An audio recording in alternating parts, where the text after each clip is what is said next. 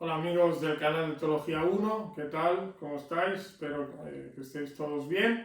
Queremos seguir con nuestros estudios de Cristología, en español, aquí como lo estamos haciendo para nuestros seguidores de habla hispana y también están, lógicamente, pues, los vídeos de Cristología en italiano. Bien, hoy queremos hacer el último vídeo de los errores o herejías cristológicas, así que ya a partir del próximo empezaremos a estudiar la cristología desde un punto de vista más positivo, más bíblico y más sistemático, ¿no? Ahora lo que hemos hecho es elencar y explicar brevemente todo este tema de los errores cristológicos y de las herejías que tuvieron que ver con los primeros siglos de la historia de la Iglesia.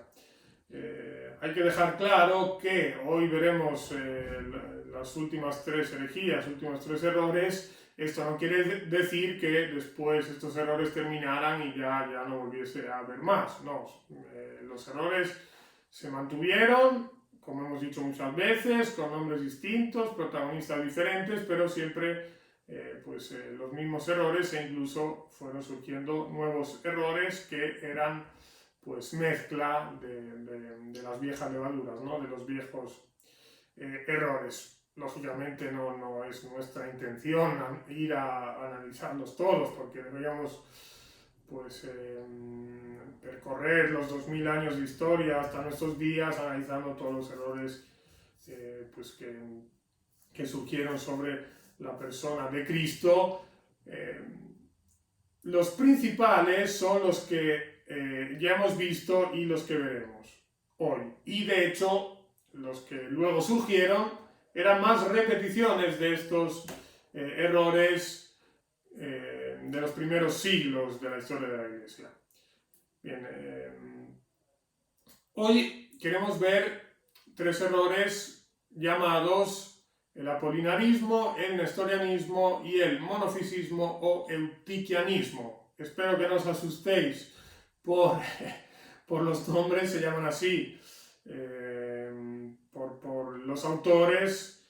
Luego veremos. El monofisismo se llama así por lo que enseñaba precisamente, por lo que enseñaban los monofisitas, luego lo veremos. Pero bueno, no os asustéis. Y nos proponemos no entrar tampoco mucho en detalle porque estos errores, la verdad es que si uno quiere entrar a examinarlos profundamente, llevaría mucho tiempo y además se corre el riesgo de hacerse demasiado técnicos y por lo tanto demasiado pesados, y sabemos que muchos de nuestros seguidores seguramente no tengan un bagaje de estudios en cristología, de estudios de teología, de historia, incluso de filosofía, y que por lo tanto entrar en ciertos argumentos y usar ciertos términos técnicos pues seguramente no ayude. Luego, si uno quiere entrar más en profundidad, puede siempre ir a estudiar, a leer libros de texto que tienen que ver con la cristología, con la teología o con la historia de los dogmas, etc. A propósito, estamos dispuestos si queréis mandarnos emails, podéis mandarlos si tenéis alguna duda o queréis alguna recomendación, incluso de libros que os puedan ayudar, nos lo decís y nosotros respondemos. Bien, hemos visto la última vez el arianismo. Como ya hemos dicho, después de este vídeo empezaremos ya a ver la cristología desde un punto de vista más positivo y más específicamente empezaremos a estudiar ya desde el próximo vídeo en la introducción la cristología trinitaria, porque esto ya lo hemos dicho y lo diremos de nuevo en los próximos vídeos. La cristología y la doctrina trinitaria están fuertemente intercorrelacionadas. Así que se afrontarán siempre temas de la doctrina trinitaria cuando estudia la cristología, y temas de la cristología cuando se estudia la doctrina trinitaria. Bien, vamos a ver la primera herejía o error que queremos ver hoy es el apolinarismo. Apolinarismo que toma su nombre de Apolinar, a pesar de que este Apolinar se alzó contra las enseñanzas de los arrianos y afirmaba la deidad de Cristo, por otra parte, él fue a negar que el Hijo de Dios poseyese un espíritu humano propio, es decir, que correspondiese a su naturaleza humana. ¿Qué quiere decir? Que él afirmaba que cuando el Hijo de Dios se hizo hombre, tomó solamente la parte material del hombre, pero no la parte inmaterial. Esto, lógicamente, atenta contra la realidad de la encarnación, porque el Hijo de Dios verdaderamente se hizo hombre y asumió la naturaleza humana, la naturaleza del hombre, naturaleza que está compuesta por una parte material y por una parte inmaterial. Luego que uno divida la parte inmaterial en dos, espíritu y alma, o alma y espíritu, o lo haga de otra manera, no vamos a entrar ahora en detalles, si es mejor o si tienen razón los que apoyan un punto de vista del hombre que es tricótomo, o los que apoyan y piensan tienen un punto de vista dicótomo. Esto tendría más que ver con el estudio de la antropología, así que no vamos a entrar en mérito. Aquí solo lo estamos citando así para entender lo que enseñaba Apolinar, que decía que cuando el Hijo de Dios se hizo hombre, asumió solamente la parte material, no la parte inmaterial, así que negase que Cristo tuviese un espíritu humano propio. Lógicamente la Iglesia quiso rebatir este error. ¿Por qué? Porque para que nosotros fuésemos verdaderamente redimidos, el Hijo de Dios se tuvo que hacer verdaderamente hombre, no solamente una parte hombre, sino verdaderamente hombre. Así como Él es verdaderamente Dios, se hizo verdaderamente hombre, y como luego veremos, en una única persona dos naturalezas, la naturaleza divina que le corresponde eternamente y en cuanto a Dios, y la naturaleza humana que asumió en el tiempo, cuando se hizo carne, cuando se hizo hombre. Lógicamente, cuando se hizo hombre asumió la humanidad, se hizo hombre en su totalidad, no solamente parcialmente. Esto es importante. Y aquí recordamos un dictum que, por lo tanto, un dicho que tenía mucha autoridad en el periodo, digamos así, de la teología clásica, y por lo tanto desde San Irineo hasta, diremos, hasta el periodo de San Agustín, y por lo tanto San Irineo, Atanasio, los padres capadocios. Este dictum, que fue muy usado especialmente por Gregorio Nacianceno, que fue uno de los padres capadocios, decía así: lo que no ha sido asumido no ha sido redimido. Así que, ¿qué quiere decir esto? Que para que Cristo verdaderamente nos redimiese, nos salvase, Él tuvo que asumir verdaderamente nuestra naturaleza, hacerse hombre en su totalidad.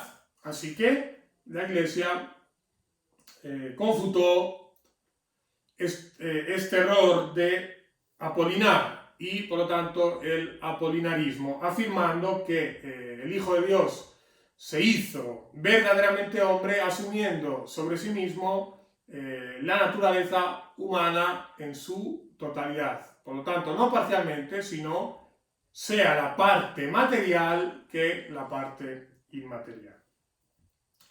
Bien, el segundo error que queremos examinar, y que causó muchos problemas y que es bastante complicado de afrontar, sinceramente. Aquí solo citaremos algunas cosas, llevaría mucho tiempo el afrontar este argumento con mayor profundidad. Es el error de Nestorio, por lo tanto llamado nestorianismo.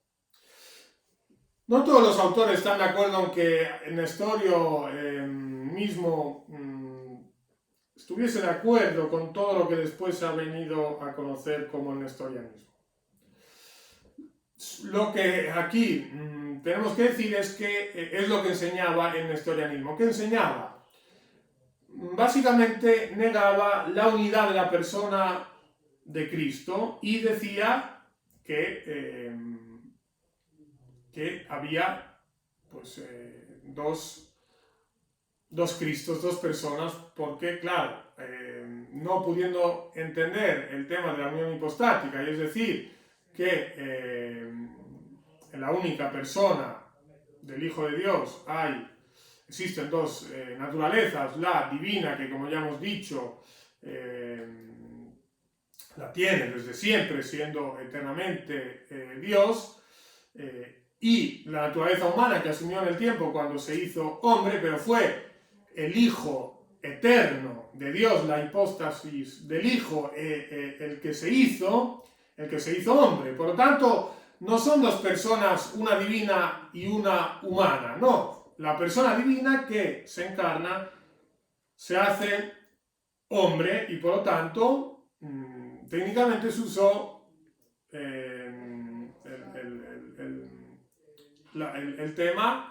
el término de unión hipostática para declarar que en Cristo una persona existen dos naturalezas, la naturaleza divina y la naturaleza humana.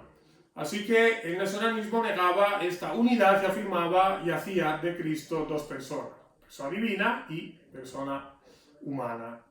Esto lógicamente es completamente antibíblico y la Iglesia, especialmente en el concilio de Éfeso, refutó y condenó este error nestoriano.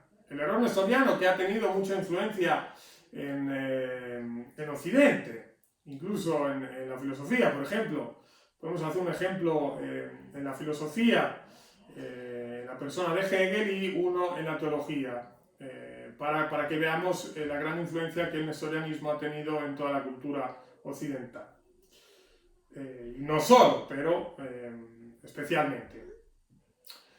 Bien, Hegel, cuando era joven, llegó a decir que la Iglesia se había equivocado condenando a Nestorio y sus enseñanzas, y por lo tanto aceptando en lo que Nestorio enseñaba. Y, de hecho, su filosofía ha sido fuertemente influenciada por las enseñanzas nestorianas, y la filosofía de Hegel, para los que hayan estudiado algo de filosofía, sabrán que ha tenido una influencia grandísima en la cultura occidental, sea en la filosofía, también en la teología y también incluso en la política. Otro ejemplo de influencia nestoriana. ¿Habéis escuchado alguna vez en los ambientes liberales de la teología esta expresión que dice así: una cosa es el Cristo de la fe y otra cosa es el Cristo de la historia? Negando, o más bien diciendo que, como ya hemos dicho, una cosa es el Cristo de la fe, es decir, lo que la Iglesia creyó, incluso lo que la Iglesia reconstruyó, lo que dijo sobre Cristo, y otra cosa es el Cristo de la historia, según ellos, que es el Cristo que verdaderamente vivió. Aquí vemos también en esta teología liberal una fuerte influencia nestoriana, haciendo, por lo tanto, dos Cristos, el Cristo de la fe y el Cristo de la historia, como si fuesen dos Cristos diferentes, ¿no? Y basándose en un fuerte dualismo, en una fuerte dicotomía. Así que vemos esta influencia nestoriana en Occidente, y pues en la filosofía, en la teología, etc. Así que la Iglesia declaró que el Hijo de Dios, una única persona, posee dos naturalezas, afirmando, por lo tanto, la unión hipostática, que en una persona coexisten dos naturalezas: la naturaleza divina, repetimos otra vez porque esto es importante, la naturaleza divina que el Señor Jesucristo tiene eternamente, en cuanto a Dios, y la naturaleza humana que asumió en el tiempo cuando se hizo hombre, y que cada naturaleza mantiene sus propias propiedades. Esto es importante, no queremos sofermarnos más porque, bueno, no queremos ser demasiado técnicos para no cansaros y para no ser pesados. Como ya hemos dicho, Nestorio fue condenado en el concilio de Éfeso en el año 431. Tercera herejía y última que queremos ver, el eutiquianismo, se llama así por Eutiques, o también llamado monofisismo.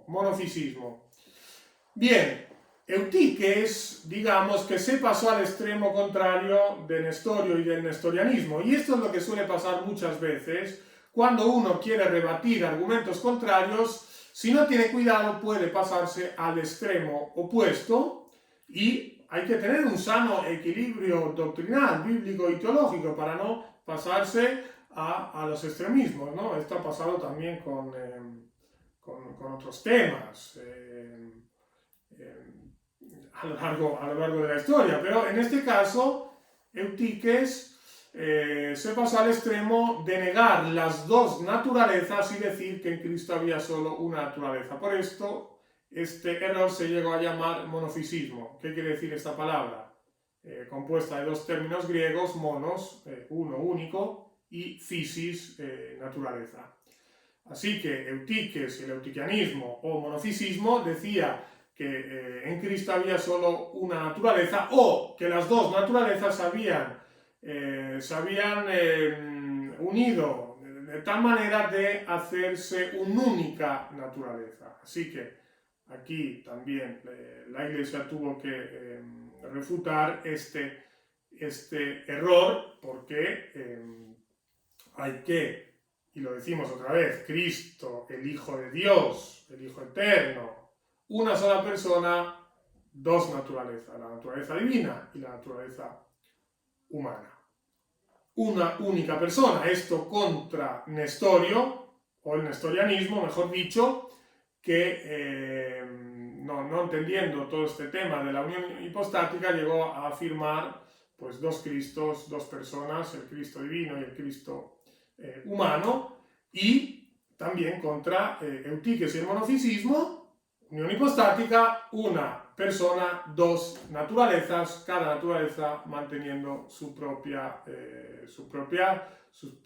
características, peculiaridades y propiedades.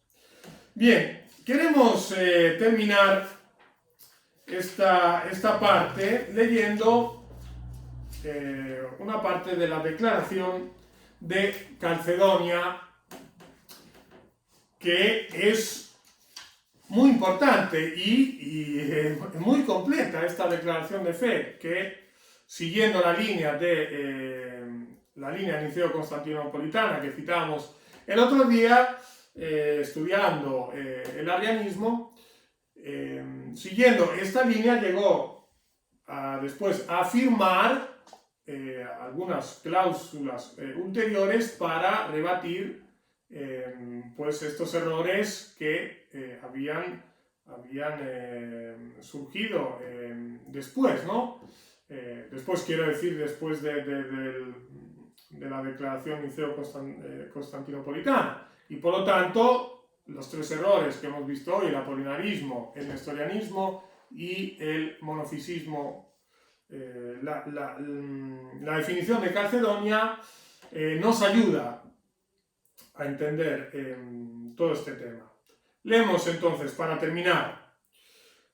Dice así: siguiendo pues a los santos padres, todos a una voz enseñamos a confesar un solo y el mismo Hijo, nuestro Señor Jesucristo, el mismo perfecto en divinidad, así como en humanidad, verdaderamente Dios y verdaderamente hombre, con alma racional y cuerpo, consustancial con el Padre en cuanto a la divinidad y consustancial con nosotros en cuanto a la humanidad, hecho en todo semejante a nosotros, pero sin pecado, engendrado del Padre antes de todos los siglos en cuanto a la deidad, y en estos últimos días por nosotros y por nuestra salvación, nacido de la Virgen María, Madre de Dios en cuanto a la humanidad. Aquí viene, y me paro un momento en la citación de la Declaración de Calcedonia, viene el famoso término Theotokos, que quiere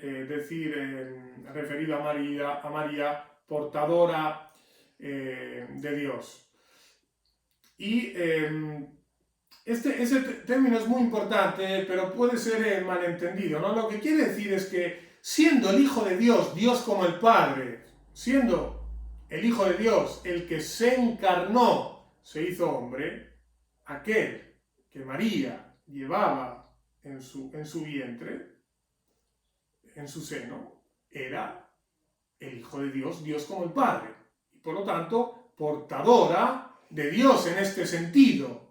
Es en este sentido que se usa el término Theotokos, portadora de Dios, para afirmar la deidad del Señor Jesucristo, del Hijo de Dios, que fue el que se encarnó. Por lo tanto, en este sentido, tenemos que entender esto de Madre de Dios o portadora de Dios, es decir, el Theotokos.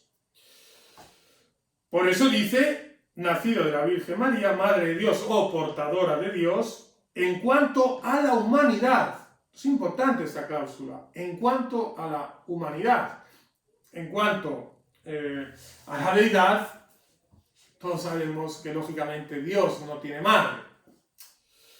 Pero en cuanto que el Hijo de Dios, que es Dios como el Padre, se hizo hombre, en este sentido, ella, habiendo llevado en su seno, en su vientre, al Hijo de Dios, en ese sentido, podemos definirla portadora, Madre de Dios. Repito, en este sentido. Sigo leyendo, citando la Declaración de Calcedonia. Que uno y el mismo Cristo, Hijo, Señor, unigénito, ha de ser reconocido en dos naturalezas, lo que ya hemos dicho, sin confusión, sin cambio, sin división, sin separación, sin que en manera alguna sea suprimida la diferencia de las naturalezas a causa de la unión, sino quedando más bien a salvo la propiedad de cada naturaleza y concurriendo ambas en una sola persona y subsistencia. Dice el griego, gemprosopon kaimian hipóstasin, no partido ni dividido en dos personas, sino uno y el mismo Hijo, el unigénito, Dios el Verbo, el Señor Jesucristo, como desde el principio han declarado los profetas acerca de él, y el mismo Señor Jesucristo nos ha enseñado, y el credo de los padres, y aquí se tenía en mente el credo niceo-constantinopolitano, que como ya hemos dicho, sirvió de base para las sucesivas declaraciones y credos, dice, nos lo ha transmitido. Bien, queremos terminar, por lo tanto, esta sección sobre los errores o herejías cristológicas. Os pedimos disculpas quizá a veces por la tecnicidad de los argumentos, pero es indispensable para afrontar estos errores y los hemos solo citado así por encima. Así que el Señor Jesucristo, el Hijo de Dios, una sola, única persona, con dos naturalezas. La naturaleza divina, Él es verdaderamente Dios, y la naturaleza humana, que Él asumió en el tiempo cuando se hizo hombre y por lo tanto verdaderamente hombre. Verdaderamente Dios y verdaderamente hombre. Y porque es verdaderamente Dios y verdaderamente hombre, puede mediar las cosas de Dios al hombre y las cosas del hombre a Dios, siendo verdadero Dios y verdadero hombre. Por lo tanto, esto es muy importante, tener este conocimiento, vacilar para no caer en ninguno de estos errores. Por lo tanto, creemos en un único Señor Jesucristo, el Hijo de Dios que se hizo hombre, y repetimos, lo he dicho ya muchas veces, verdaderamente Dios y verdaderamente hombre en todo semejante a nosotros, a excepción del pecado, como nos enseñan las Escrituras. Muy bien, gracias por vuestra atención. Ya a partir del próximo vídeo en español sobre cristología empezaremos a estudiar la cristología, como ya hemos dicho muchas veces, desde un punto de vista más positivo, y empezaremos a ver la cristología trinitaria. Muchas gracias por vuestra atención. Os recordamos que podéis inscribiros al canal y también compartir los vídeos. La gracia de nuestro Señor Jesucristo sea con todos vosotros. Chao, gracias.